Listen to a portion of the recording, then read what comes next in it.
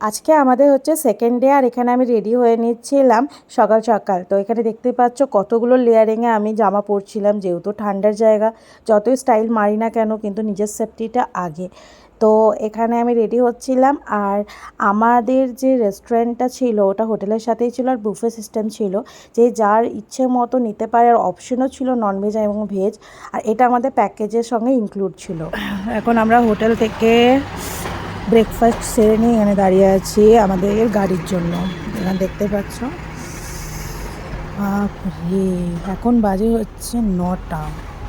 দেখে কেউ বলবে না এখানে 7টা 7:30 অবধি পুরো অন্ধকার থাকে।